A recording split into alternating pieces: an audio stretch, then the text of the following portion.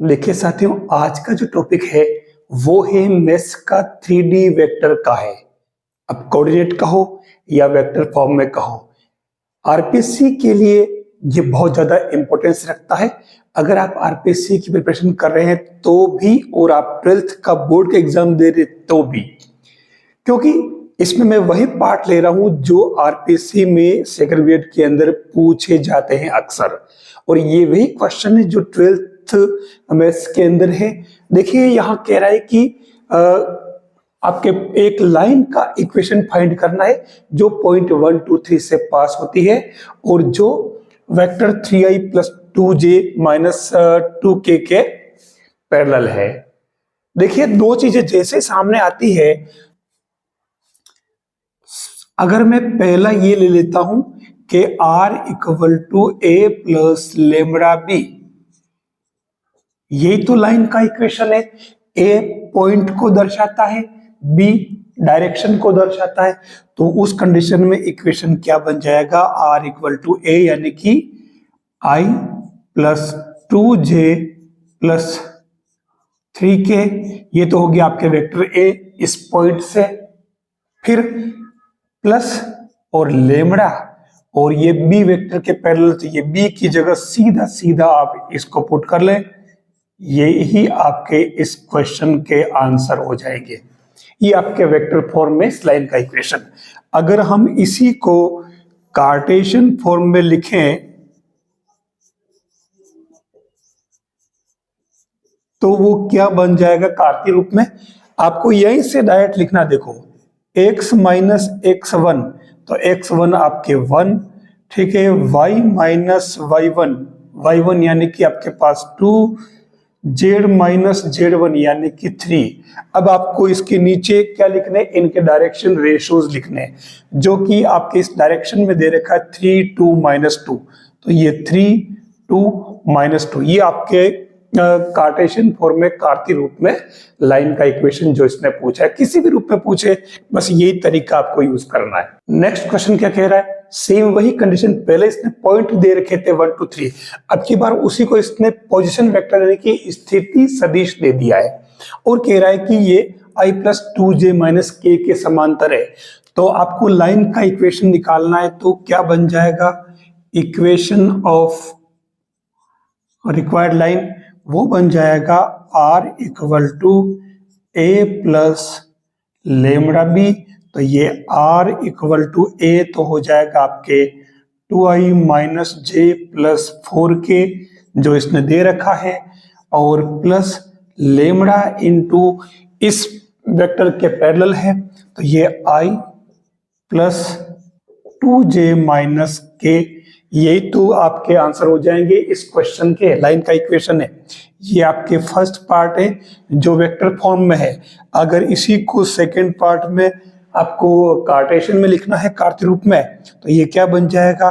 x - x1, तो आपके ये पॉइंट बन जाएंगे 2 - 1 4, तो ये 2 -1 का मतलब, अब ये देखो -1 है, ठीक है, ये 2 प्लस का है तो ये -2, या पहले से ही माइनस है तो ये प्लस हो जाएगा, और फिर z - 4, और इनके नीचे ये 1 2 -1 हो जाएगा, 1 2 -1, क्योंकि ये डायरेक्शन को शो कर रहा है, ये इसके डायरेक्शन रेशियोज इक्वल लगा दो, ये आंसर।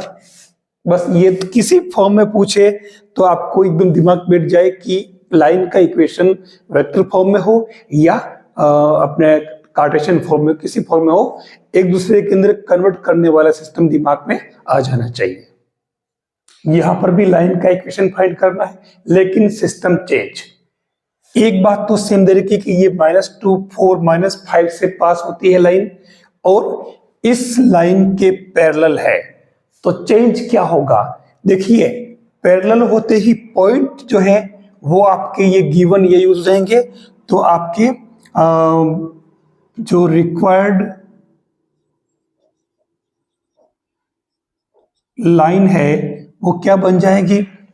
ओनली आपके x और पॉइंट हो जाएगा -2, तो ये इस 3 की जगह अपन +2, और y -4 की जगह अपन ये 4 ले लेंगे, और यहां +8 की जगह जेड माइनस यानी कि प्लस का 5 बन जाएगा।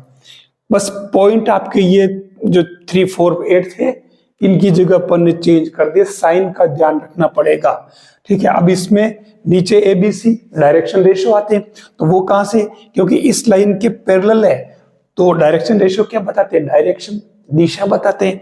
तो ये 3, 5, 6 यूं के यूं यहां बिठा दीजिए, आपके कहीं कुछ नहीं करना, ये आपके आंसर हो जाएगा। अब ये तो बन गया आपके किस में, कार्तीय रूप में। अब अगर इसको आपको वेक्टर फॉर्म में लेना है तो वेक्टर फॉर्म में क्या हो जाएगा, R = A यानी कि आपके ये पॉइंट बैठ जाएंगे, माइनस का 2i प्लस 4j प्लस का 5k और प्लस लेमड़ा इंटू क्या बैठेगा, ये इसके नीचे जो है दे रखे ना 3, 5, 6, तो ये 3i plus 5j plus 6k, बस ये आंसर। वैसे यहां पूछा नहीं इस क्वेश्चन में, लेकिन हमें दोनों के बारे में पूरी जानकारी हो, एक दूसरे के अंदर वाइस वर्सा कन्वर्ट करना आ जाना चाहिए।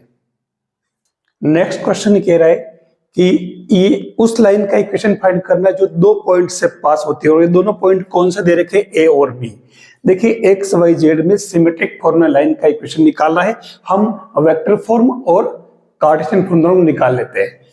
अब यहां सबसे जरूरी चीज क्या है, आप देखिए, मैं चलो पहले कार्टेशियन फॉर्म में निकाल लेता हूं। ठीक है, तो कार्टेशियन फॉर्म में फॉर्मूला होता है x - x1 upon a, y - y1 upon b, z - z1 upon c।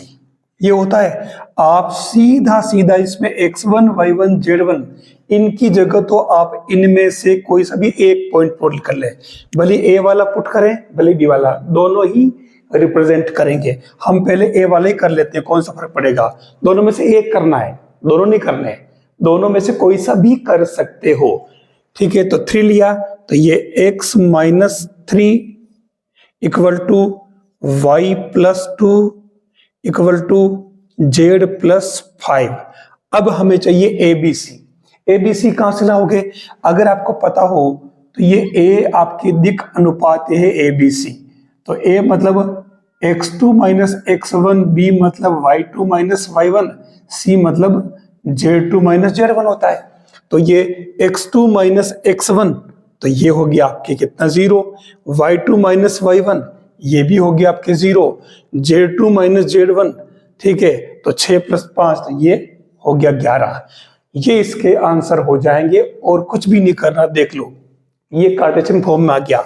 अब इसी चीज को अगर आपको निकालना है वेक्टर फॉर्म में, तो देखिए वेक्टर फॉर्म में जो फॉर्मूला होता है उसका R = A + लेमड़ा और B - A, ध्यान देना ये होता है इसका B - A, तो कुछ भी नहीं करना, ये R = A मतलब तो आप पहले वाला ले लो, तो ये 3, 2, 5 को यूज कर लो, है ना, तो ये क्या बन जाएगा 3i - 2j और -5k और प्लस लेमड़ा B - A अपन पहले ही कर चुके हैं, कितना कितना है 0, 0, 11, तो ओनली ये 11k बन जाएगा आंसर। यहां जो भी आए अपने को ध्यान रखना पड़ेगा। आप किसी भी फॉर्म में निकालो, ये सेकंड नंबर है, किसी फॉर्म में निकालो, बस ये कंडीशन क्या दे रखी वो ध्यान रखनी पड़ेगी हमें। अगला क्वेश्चन बिल्कुल चेंज, यहां कह रहा है कि 2 लाइन दे रखी है L1 L2, आपको L1 और L2 के बीच का एंगल फाइंड करना है। देखिए ये वेक्टर फॉर्म में दे रखा है, तो सीधा सीधा इसमें आपको करना क्या है, दरअसल ये फर्स्ट जो पार्ट है वो R = A + lambda B, second part जो है वो R = A + μB, ये 2, 2, ये 1, 1 है और कुछ भी नहीं है। तो cos थीटा इनके बीच का एंगल होता है cos theta = B1.B2 upon mod of B1 mod of B2। ये आपके इसका फॉर्मूला होता है, कोई भारी काम नहीं है। हमें B1 और B2 का डॉट प्रोडक्ट निकालना है। वैसे अब आप देखो कि इसमें A का कोई रोल नहीं है, फर्स्ट वाला ये जो A1 A2, क्योंकि A1 और A2 तो वो पॉइंट है जहां से ये दोनों लाइंस रेस्पेक्टिवली पास हो रही है। ठीक है, तो B1 B2 क्या बताता है? डायरेक्शन रेशियोज, जो कि डायरेक्शन को बताता है, दिशा को, और इसलिए दोनों के बीच के एंगल को डिटरमाइन कौन करेगा? B1 और B2। ठीक है, तो सीरीज दी बात B1 डॉट B2, तो ये B1 और ये आपके B2, तो I डॉट I1 आप डायरेक्ट ही कर लें, cos theta equal to I dot I1 यानी कि 3, फिर J डॉट J यानी कि 1, तो ये प्लस का 4, प्लस माइनस की मिस्टेक नहीं हो जाए, और K डॉट K1 तो 6 दूनी 12। ठीक है, अब नीचे चाहिए इन्हीं के मोड, तो नीचे इनके मोड क्या बनेंगे? 9 प्लस 4 प्लस 36, एक तो हो गया ये। दूसरा क्या बनेगा? दूसरा बनेगा ये 1 यानी कि 1 प्लस 4 प्लस 4, तो क्या बन गया ये? 12 4 16, 16 और 3 19, और नीचे 36 और 4 40, 49 यानी कि 7, और इधर 4 ने 4 8 1 9 यानी कि 3, तो ये 19/21। तो फाइनली आंसर क्या आ गया आपके? Cos theta equal to cos inverse 19/21, ये इसका आंसर हो जाएगा। हमें एग्जाम के टाइम पे एग्जामिनेशन हॉल में कम से कम फॉर्मूले तो दिमाग में हो, जो बात पूछी गई है उसके बारे में कम से कम जानकारी तो हो कि कौन सा पॉइंट शो करेगा और कौन सा डायरेक्शंस को शो करेगा, बस ये ध्यान रखना हमें। यहां पर भी आपको एंगल ही फाइंड करना है, और इसमें भी L1 L2 दे रखी 2 लाइन। अब फर्क ये है पहले वाले से कि उसमें कार्टेशियन फॉर्म में नहीं था, उसमें वेक्टर फॉर्म में था IJK में, यहाँ कार्टेशियन फॉर्म में। कोई दिक्कत नहीं, ये आपके ABC, ये आपके ABC, ये पॉइंट आपके 2 1 3 जो ऊपर दे रखे प्लस माइनस में, वो है पॉइंट से कोई काम नहीं। आप डायरेक्ट एंगल निकाल लें, तो ये देख लीजिए आपके एंगल क्या बनेगा? कोस थीटा इक्वल टू, बस फॉर्मूला ही तो पता होना चाहिए, B1 B2 plus C1 C2 upon sigma A1 square का रूट और रूट सिग्मा A2 का स्क्वायर, मतलब A1 square plus B1 square plus C1 square root में, ऐसे 2 2 2 2 रूट में। बस अब आपके पास में A1 A2 कहां से लाओगे? आपको ऊपर वाले से कोई काम नहीं है, A1 A2, ठीक है, ये A1 ये A2, तो -2, B1 B2 यानी कि प्लस का 48, C1 C2 यानी माइनस का 12। अब नीचे आपको इनके स्क्वायर करने, तो 2 दूनी थोड़ा सा ये बड़ा काम हो सकता है, ध्यान रखना है प्लस माइनस की मिस्टेक का। 9 ये हो जाएगा रूट में, फिर मल्टीप्लाई नीचे वाला भी 1 प्लस 64 प्लस 16, तो ये क्या बना? 40 में से कितने गए? 14, यानी कि 16 बच रहे हैं। देखना 40 में से 14 गए, बहुत जल्दी मिस्टेक होती है, 26 बच रहे होंगे। ठीक है, 6, अब 3 में से 1 गया 2, तो ये 26। नीचे क्या हो जाएगा? 25 और 9 34 और 4 38 रूट में, मल्टीप्लाई 64 और 16 80 और 1 81, यानी कि 26/9 रूट 38। कोई कट नहीं रहे तो पढ़ा रहने दो। आप इसमें theta equal to cos inverse 26/9 root 38 बन जाएगा ये आंसर।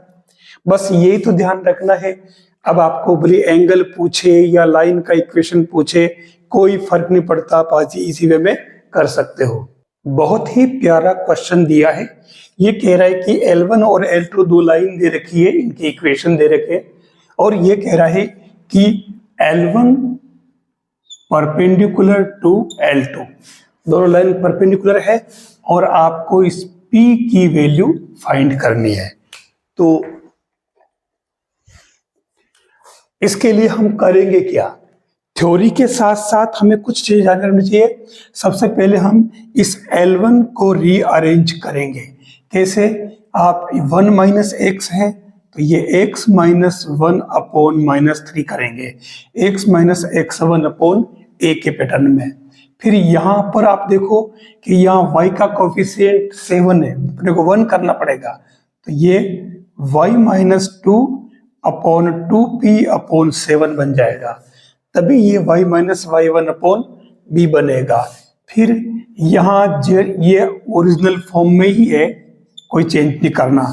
ऐसे ही L2 को भी सेट करेंगे, तो देखो इसमें 7 का भाग भी लगाना पड़ेगा ऊपर नीचे और इसको उल्टा भी करना पड़ेगा, यानी क्या बनेगा ये x minus 1 upon 3p upon 7 minus का, ठीक है ना। अब ऐसे ही मतलब 7 कॉमन लेके बटन भेजा, फिर माइनस भी कॉमन लिया। अब यहाँ ये ऑलरेडी ओरिजिनल फॉर्म में ही है जिसमें चाहिए, ये देखो फिर उल्टा है, तो ये z माइनस 6 अपॉन माइनस 5 कर दो।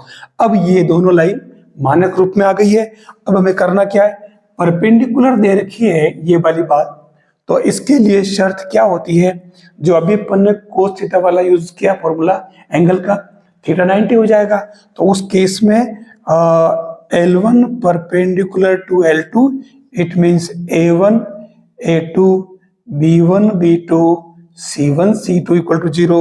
तो आप इसमें सेट कर लें, ये -3 और -3p upon 7 plus 2p upon 7 और ये B2 क्या रहा 1 और plus 2 into -5 equal to 0। Solve कर लो तो इससे आपके p की वैल्यू आ जाएगी, तो ये 9p अपॉन 7 2p अपॉन 7 और माइनस का 10 इक्वल टू 0। तो देखियो 9 और 2 11, p बटा 7 बराबर 10, 70 अपॉन 11 इसका आंसर आ जाएगा। अब आपको निकालना है इन दोनों लाइंस के बीच में शॉर्टेस्ट डिस्टेंस। ये दोनों स्क्यू लाइंस है, और कैसे, जैसे एक लाइन इस तरीके से है, दूसरी लाइन इस तरीके से L1 L2, और इनके बीच की शॉर्टेस्ट डिस्टेंस अगर ये है, ये 90 डिग्री है, ध्यान देना।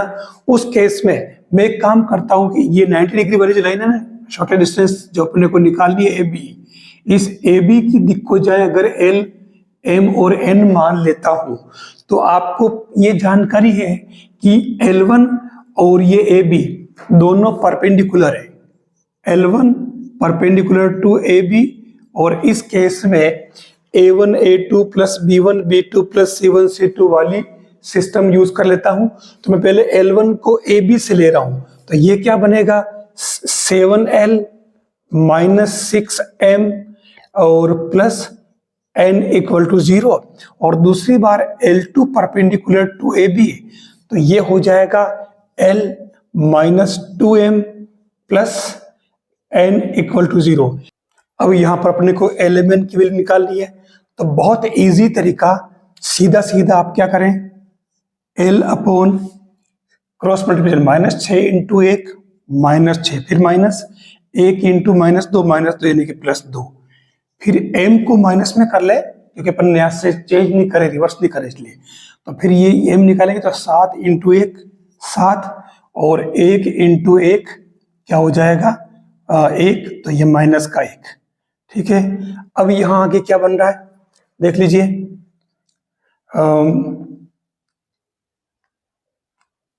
इसका n का निकालोगे तो ये n अपॉन 7 दूनी 14 माइनस का, फिर -6 का 1 से किया तो ये -6 यानी कि प्लस का 6, तो सीधा सीधा आपके L अपॉन तो बन जाएगा, 2 में से 6 गया तो माइनस का 4, M अपॉन 7 में से 1 गया 6, ठीक है, और वो प्लस का था तो ये माइनस का, और N अपॉन 6 में से 14 गए 8 यानी कि माइनस के।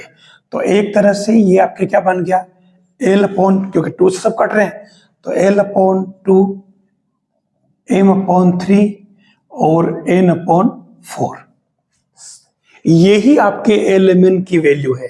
अब इसका एक फॉर्मूला है, क्योंकि आपने अलग तरह का पढ़ा होगा फॉर्मूला।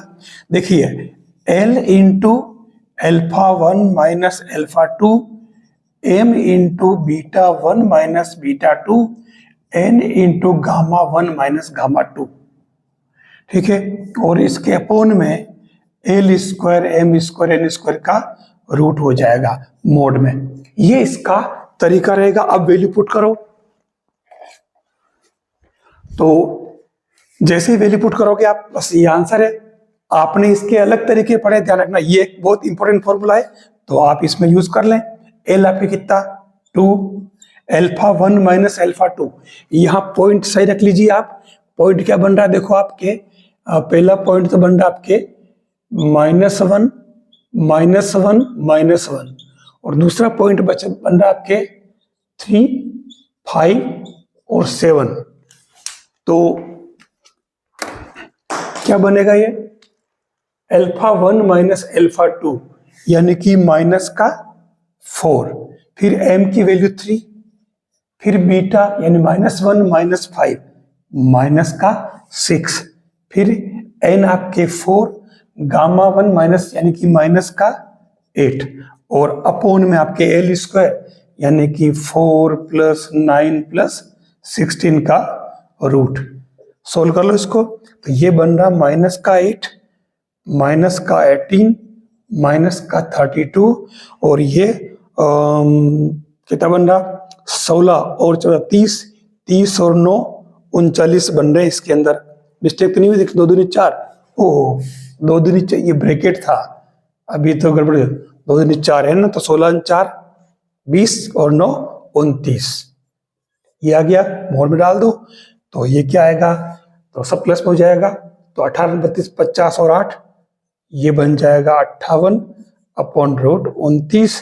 तो ये 2 इंटू 29 अपॉन रूट 29, तो ये क्या बना 2 रूट 29 आंसर। बहुत ही बढ़िया तरीका है। आपने इसके अलग फॉर्मूले पढ़े हैं, वेक्टर फॉर्म में भी और कार्टेशियन फॉर्म में। वेक्टर फॉर्म में तो आपने शॉर्टेस्ट डिस्टेंस का क्या पढ़ा था, b1 cross b2 upon mode of b1 cross b2 dot a2 minus a1, ये वाला। और दूसरा आपने सारणिक वाला पढ़ा था, वो क्या पढ़ा था, x2 minus x1, y2 minus y1, z2 minus z1, abc 1 1 1 2 2 2, और इसके अपोन में वो पूरा रूट में फॉर्मूला था bc minus bc, ca minus ca, ab minus ab plus में होल स्क्वायर में, और 12 21 12 वाला तरीका। तो ये फॉर्मूले मैंने यूज नहीं किए, मैंने नया तरीका यूज किया है।